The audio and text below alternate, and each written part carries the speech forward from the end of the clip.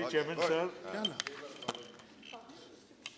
Thank you. After having listened to all the very erudite speakers, I think I feel very humbled to be standing here to speak on the motion of thanks to the President's address.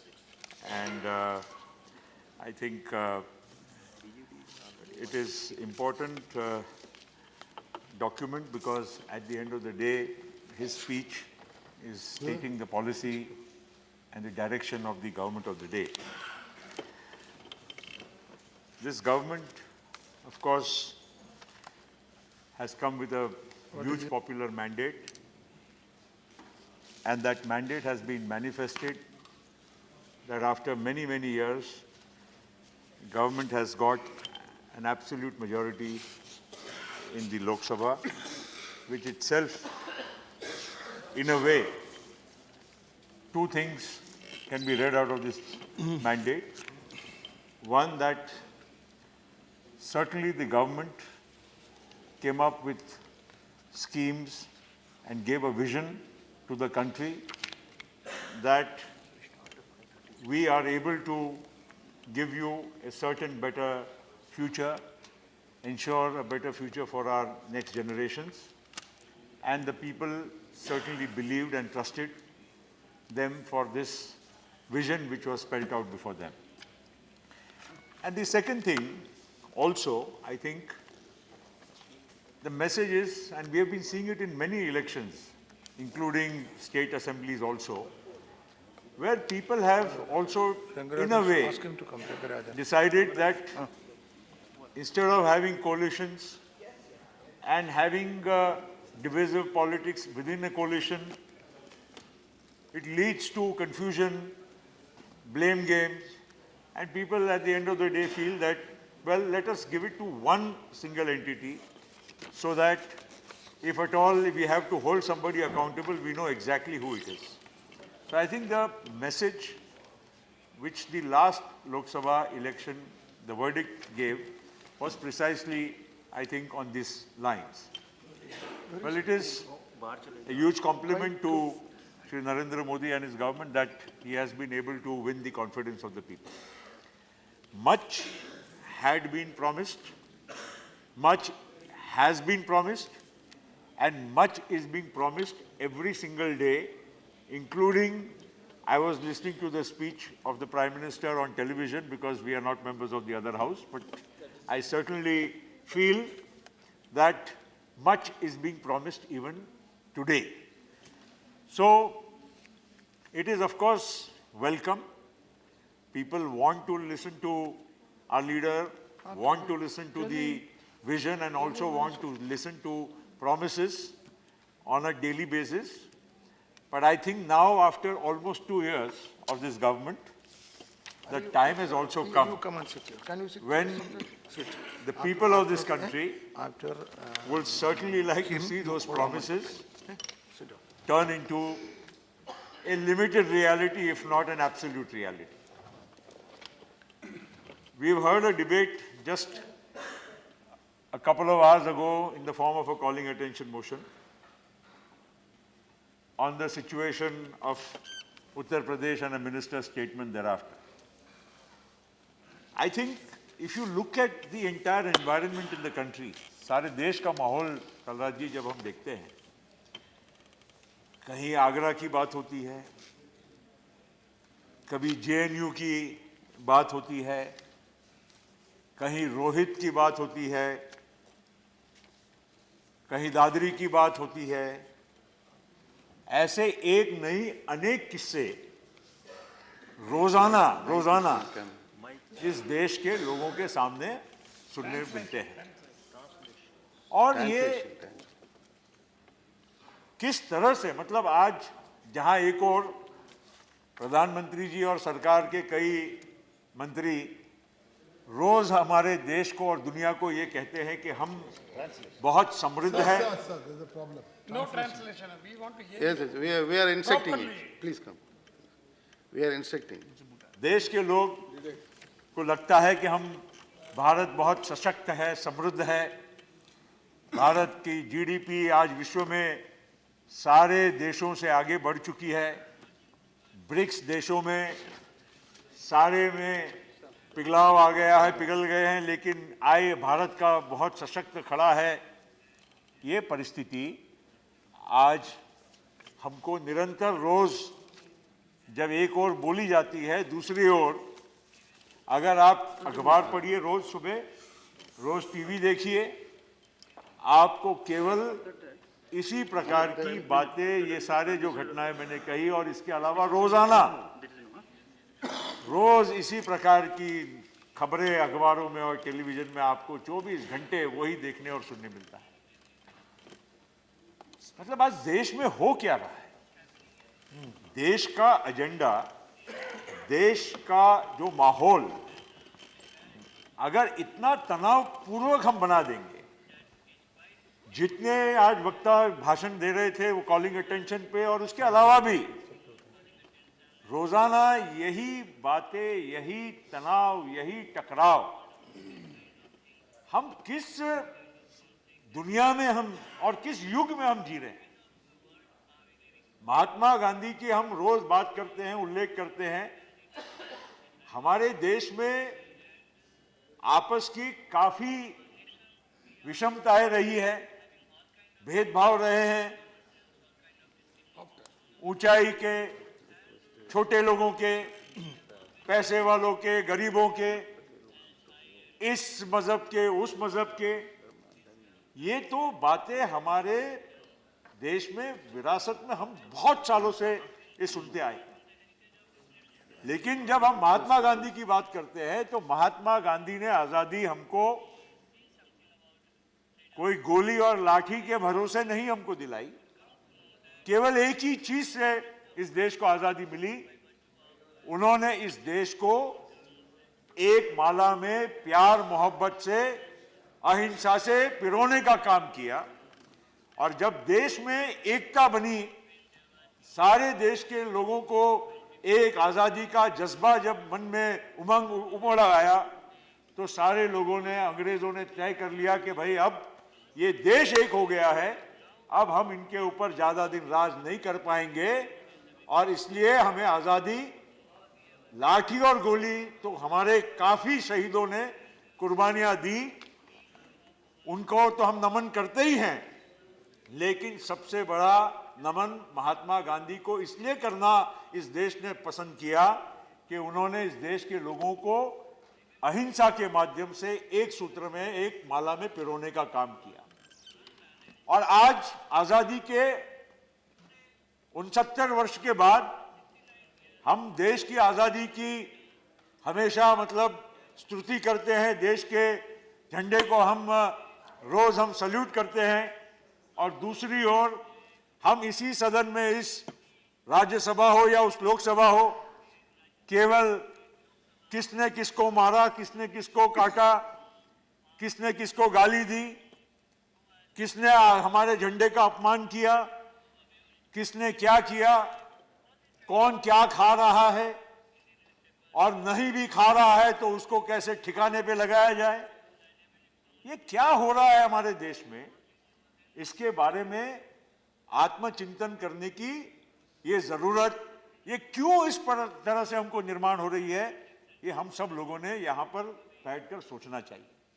राष्ट्रपति का अभिभाषण, निश्चित राष्ट्रपति जब पढ़ते हैं, लेकिन पढ़ते पढ़ते कहीं ना कहीं उनके मन में भी वेदना तो होती होगी। पढ़ना ये उनका दायित्व है, क्योंकि सरकार का ये डॉक्यूमेंट है, संविधान में प्रस्तावित है कि उन्होंने जो सरकार ने बोला वो हमें पढ़ना है। लेकिन साथ साथ में कहीं न कहीं हमारे राष्ट्रपति जी भी कहीं न कहीं मन में उनको संवेदना या उनको पीड़ा होती हो, और इसीलिए आज हमारे देश में भी हम लोगों को ये सारी बातों का कहीं न कहीं आत्मचिंतन करने की जरूरत है। और ये एजेंडा, हम विकास, सबका साथ सबका विकास, सबका साथ सबका विकास तो है और होना चाहिए। क्या कोई पिछली सरकारों ने सबका साथ सबका विकास नहीं किया, ऐसा तो कोई बोल नहीं सकता। आप भी रहे, अटल जी की सरकार भी रही, उसके पहले भी सरकारें रही जो कांग्रेस के या यूपीए की नहीं थी। आज हम भी कांग्रेस से अलग है, लेकिन कहीं ना कहीं आज इस देश के भविष्य नहीं, हम आपसे अलग है, लेकिन विचारों से राष्ट्रवादी कांग्रेस पार्टी ये उच्च विचार लेकर हम सब लोग मिलकर संसद में, चाहे वीआई भी क्यों ना हो, राष्ट्रवाद के मामले में किसी को भी संदेह करने की जरूरत नहीं है। मेरा मत कई लोगों से इस मामले में भिन्न होता है। We may have ideological differences, we may oppose each other, we may shout at each other, but at the end of the day, nobody should doubt anybody's patriotism, because otherwise, fundamentally, we cannot be members of this house, we cannot be members of parliament, and then we have no authority either to govern or to oppose. So let us not question patriotism, but the method and whatever the way you govern is certainly something which needs to be thought of and needs to be addressed meaningfully by the government, especially because this is the duty which has been bestowed upon you. और इसीलिए केवल ये कहना कि किसी राज्य में कुछ घटना होती है तो उस राज्य सरकार का काम है, या अमुक चीज होती है तो उसमें हमारी जिम्मेदारी नहीं है।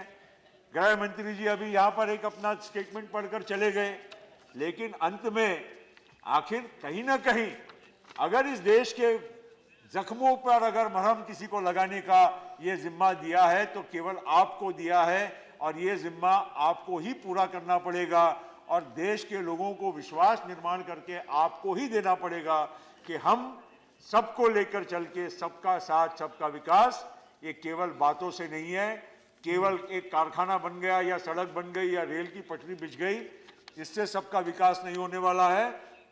जब तक देश के लोगों के मन नहीं जुड़ेंगे और सबको सुरक्षित वातावरण महसूस नहीं होगा, तब तक सबका विकास नहीं हो सकता है। ये मंत्र लेकर आपको भी आगे बढ़ना होगा। देश में बहुत सारी विषमताएं हैं, जिसका मैंने थोड़ा बहुत जिक्र किया। गरीब है, अमीर है, कोई ये हमारे सोशल परंपराएं भी बड़ी एक विचित्र रही है हमारे देश के, हमारे समाज में। उससे आप लोग उभर के आने की भी बात करते हैं, सोशल वेलफेयर की बात करते हैं। सोशल वेलफेयर इस देश में हजारों साल की पुरानी हमारी जो रीत और परंपरा, उसके सामने लड़ाई भी लड़ी गई, आज़ादी की लड़ाई भी लड़ी गई, लेकिन साथ साथ में सोशल जस्टिस के लिए भी लड़ाई लड़ने वाले भी बहुत सारे हमारे देश में महानुभाव रहे। महात्मा ज्योतिबा फुले से लेकर डॉक्टर बाबा साहेब आम्बेडकर तक, ऐसे कई लोगों के नाम देश के कई कोने कोने में भी, अलग राज्यों में भी सोशल जस्टिस के लिए लड़ाई बहुत तेजी से और बहुत जोर से लड़ी गई। लेकिन आज भी, उसके बाद भी हम एक और डॉक्टर बाबा साहेब आम्बेडकर के संविधान की बात करते हैं, हम सोशल जस्टिस की बात करते हैं, लेकिन आज भी हमारे देश में चाहे रोहित वेमुला का किस्सा क्यों ना हो, चाहे और कई ऐसी घटनाएं क्यों ना हो जिनके बारे में कोई लिखा पढ़ा भी नहीं जाता होगा, ऐसे हर रोज आज हमारे देश में इस तरह के सोशल टेंशन्स आज भी कायम हैं। इसको भी हमको लड़ाई करके, इसको काम करके दूर करना पड़े। सोशल वेलफेयर और सोशल इंक्लूजन की बात इस आपके अभिभाषण में बहुत बड़े पैमाने पर लिखी गई है, लेकिन उसके बावजूद कितना काम हुआ है। हम भी सरकार में रहे, हमने भी देखा है कि सरकार में रहने के बाद भी कितने सारे काम, और इस बारे में चाहे आप कितना भी अच्छा काम कर रहे हो या करने चाहते होंगे, लेकिन पिछली सरकार ने, और 10 साल मैं भी उस सरकार का सदस्य रहा हूं, अगर कोई ये कहना चाहे कि सरकार ने, हमारी सरकार ने काम करने की कोशिश नहीं की या अच्छा काम नहीं किया, या उसके सोशल जस्टिस और सोशल इंक्लूजन के लिए भरपूर काम, और मैं समझता हूं कि अगर आप उसकी योजना को आगे बढ़ाने का काम कर रहे हैं तो आप तारीफ के काबिल है, लेकिन आप ये नहीं कह सकते हैं कि इसमें से कोई भी एक ऐसी योजना है जो हमारे वक्त पे हमने शुरू न की हो, या उसके लिए भरपूर हमने प्रावधान न किया हो, या उसके लिए हमने काम न किया हो। ये कोई कह नहीं सकता। कृषि की बात यहाँ पर बड़े पैमाने पर हो रही थी, और मैं इसलिए कृषि की बात करूंगा क्योंकि हमारे पार्टी के नेता शरद पवार जी केवल हमारे पक्ष के नेता है इसलिए नहीं कह रहा हूं, एक देश के कृषि मंत्री रहे इसलिए नहीं कह रहा हूं, लेकिन आज इस देश के संसद में या इस देश में एक जाने माने, एक अनुभवी और विद्वत नेता के नाते उनका सम्मान होता है। और ये इसलिए मैं कह रहा हूं कि कृषि के क्षेत्र में आप यहां कितनी भी बातें करें, जो विक्रमी उत्पादन इस देश में हुआ है वो 2013-14 में सबसे ज्यादा अनाज इस देश के किसानों ने पैदा किया, वो यूपीए की सरकार के उस दौरान शरद पवार जी, डॉक्टर मनमोहन सिंह जी की सरकार ने की। और इसीलिए ये कोई कह नहीं सकता। आप कृषि की बात करते हैं, सबसे ज्यादा अभी इस बजट में और इस राष्ट्रपति जी के अभिभाषण में कृषि पर और आपने गांव के ऊपर जोर देने का काम किया है, बहुत अच्छी बात है, उसके लिए आप बधाई के पात्र हैं। लेकिन ये भी आप मत कहिए कि ये काम केवल आपके अभिनव एक प्रयत्न है और इसमें ही आज शुरुआत हुई है। ये काम बल्कि अगर 2005-6 का अगर बजट आप उठाकर देख लीजिए, उसमें कितना कृषि के लिए प्रावधान था, और 2016 का बजट आप देख लीजिए, उसमें कृषि के लिए कितना प्रावधान आप कर रहे हैं, उसमें आपको 2005-6 में और आज में कोई भी अंतर नहीं मिलेगा। उतना ही पैसा तब भी दिया गया, और 10 साल में कितनी महंगाई और कितना इन्फ्लेशन हुआ, अगर उसको आप एडजस्ट करेंगे तो एक्चुअल रियल पे money to the agriculture sector has actually been reduced. मेरा ये कहना है, अगर कृषि की अगर हम बात करेंगे, आई कम वेरी क्लोज, कृषि की अगर हम बात करेंगे तो कृषि का कृषक के लिए लोन वेवर स्कीम ये हमारी सरकार ने की थी। किसानों को एमएसपी लगातार, जो आज हम पंजाब और हरियाणा के और उत्तर प्रदेश के किसानों को सलाम करते हैं कि उन्होंने जिस तरह से हमारे देश को विशेष करके चावल और गेहूं में अन्न सुरक्षा प्रदान की है, ये अगर हम उनकी बात करें तो एमएसपी अगर आप 2004-5 से लेकर 2014 तक अगर देखें तो एमएसपी को दुगने से ज्यादा करने का काम ये केवल हमारी सरकार ने किया। और आपने 2 साल में, अगर उसके पहले के सालों में देखें तो हर साल 100 रुपया अगर एमएसपी बढ़ता था, तो आपने केवल 50 और 80 रुपया बढ़ाने का ही काम किया है। और इसीलिए आपको मैं दोष नहीं दूंगा, लेकिन आप इतनी भी तारीफ अपनी मत करिए कि जहां पर आप ये कहने लगे कि हम ही कर रहे हैं और पिछले लोगों ने किया नहीं कुछ, ये बात बिल्कुल नहीं है। और अगर आप किसान की बात करें, किसान को पहले 12% ब्याज लगता था, 14% ब्याज जब बैंकों से कर्ज लगता था उसको। एक समय पर किसान ये कहते थे, और उसके पहले तब आपकी सरकार थी 2003-4 में, तब किसान को 13-14% ब्याज लगता था। किसान ये कहता था कि अगर गाड़ी में खरीदूं, रेफ्रिजरेटर खरीदूं और ईएमआई में अगर दूं, तब हमको 6% में ब्याज में मिलता है, लेकिन मैं अगर ट्रैक्टर के लिए या मेरे किसानी उपचार कोई मतलब इक्विपमेंट के लिए अगर मैं कर्ज लेता हूं, तब मुझे 12-14% ब्याज लगता है। और वही ब्याज के दर को इंटरेस्ट सबवेंशन के माध्यम से भारत सरकार ने लगातार कम करते करते आज 4% पर लाने का काम किया। और आज मैं महाराष्ट्र की बात बताता हूं कि महाराष्ट्र में हमारी सरकार रहते हुए 1 लाख रुपए तक अगर किसान कर्ज हर सालाना ले और वापस दे तो 0% ब्याज पे उसको कर्ज आज भी उपलब्ध हो रहा है। और इसीलिए ये बात आप करें, अच्छा, उसके लिए हम आपको सपोर्ट भी करने के लिए दिया। लेकिन अगर आप ये कहे, नहीं आप कहीं भी करिए, मध्य प्रदेश में करिए, मगर ये मत कहिए कि यहां से कुछ नहीं हुआ। आज 4% पे सबवेंशन पे भारत के, I'll wrap up in a minute or two. Yes. 4% पे अगर कुछ होता था तो केवल ब्याज का ये हमारी सरकार के माध्यम से हुआ। और इसीलिए आज बहुत सारे हमारे महाराष्ट्र के भी साथी बैठे, मंत्री भी बैठे। आज अगर महाराष्ट्र में कितना बड़ा वहां पर सूखा पड़ा है, मराठवाड़ा में और पश्चिम महाराष्ट्र के कई जिलों में, विदर्भ में, आज उसके लिए कितना कुछ हमारे भारत सरकार ने किया है। लोग आत्महत्या की, आपने जो बातें हमारे पर सारे ठीकरे हमारे पे फोड़े, आज मुझे बताइए कि उसके बारे में आपके पास 2 साल के बाद क्या उत्तर है। सरकारें वहां पर भी और यहां पर भी आपके होने के बाद कुछ सिस्टमिक प्रॉब्लम्स है, तो उसको स्वीकार करिए कि ये एक सिस्टमिक प्रॉब्लम है। लेकिन केवल राजनीति करने के लिए ठीकरा फोड़ना और दूसरे को दोष देना और कम दिखाना, ये मेरे हिसाब से कोई बहुत अच्छी बात नहीं है। मैं ज्यादा कुछ नहीं कहूंगा, केवल अंत में इतना ही कहूंगा कि अगर ग्रोथ की बात करते हैं, आप रोजगार की बात करते हैं, पिछले 24 महीने 22 महीने में क्या इस देश में कितना उपलब्धि हुई है और कितना रोजगार और कितना हमारा औद्योगिक क्षेत्र बढ़ा है। ये सही मायने में अगर आप स्वीकार न करें और उसके बाद भी आप बढ़ाई करें तो बात अलग है, लेकिन सही में चिंता का एक विषय है, सारे देश के लिए चिंता का विषय है। आज नौजवान, द एजुकेटेड यूथ, आप स्किल इंडिया की बात करते हैं, आपने तो skill India, Swachh India, digital India, stand up India, wake up India, सारे इंडिया कर दिए, खुशी की बात है। लेकिन net India, what is the take home value? आज आप भी सभी सांसद हैं, आप अभी अपने गांव में जाते होंगे, सबसे ज्यादा आज इस देश का, जैसे किसान पीड़ित है, नौजवान पढ़ा लिखा वो सबसे ज्यादा पीड़ित है। और ये सबसे बड़ी समस्या इस देश के लिए, सभी सरकार के लिए है, हमारी भी थी, आपकी भी है और भविष्य की सरकारों के लिए भी है। अभी परसों सेंसस आया, अहमद भाई, 41% of India, 41% of India is 20 years and below, and 65% of India was 35 and below. Now 60% is 30 and below. What a big issue for this nation. Every day you may raise expectations. Every day you may promise everything under the sun. The proof of the pudding is going to be in the eating. आप जब उसको पेश करेंगे लोगों को, आप रोज बोल बोल कर उसकी अपेक्षाओं को जागृत करेंगे, तो